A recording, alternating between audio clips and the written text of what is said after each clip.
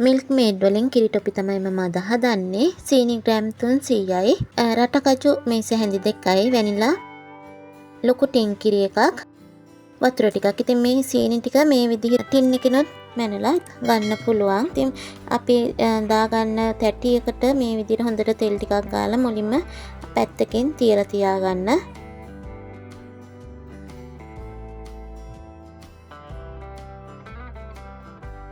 Milk made tin එක මේ විදිහට කඩාගෙන මිල්ක් මේඩ් ටික මේ විදිහට හැන්දක් භාවිතයෙන් කිරි ටොපි හදාගන්න භාජනයට දාගන්න. ඉතින් මේ කිරි ටින් එකෙන් වතුර භාගයක් දාලා මේ ඇතුලේ තියෙන කිරි ටිකත් හොඳට මේ විදිහට වතුරෙන් සෝදලා මේකටම එකතු කරගන්න. ඊළඟට සීනි ග්‍රෑම් 300ත් එකතු කරගන්න. මේක හොඳින් මික්ස් කරගන්න.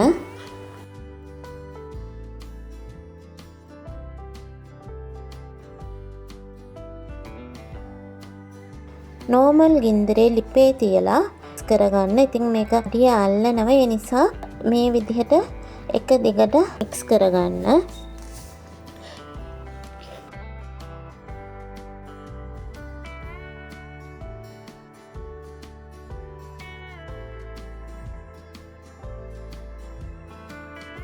ඉතින් මේ විනාඩි 15කට පස්සේ ඉතින් දැන් අපේ මේක ටික ටික උකු වීගෙන තමයි එන්නේ මිල්ක් මේඩ් ටික.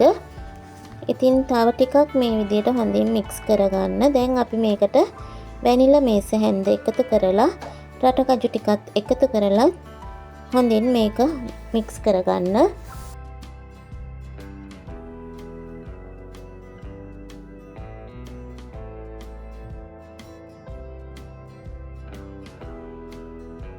මෙතනදී අපි බටර් ටිකක් එකතු කරගන්න ඕනේ. බටර් මේස හැන්දක්.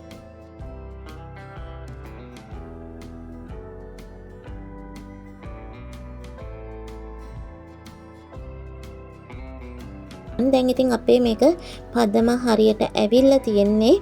ඉතින් දැන් අපි මේක හොඳින් තෙල් කාගනිපු තැටියට මේ විදිහට හොඳින් තුනී කරලා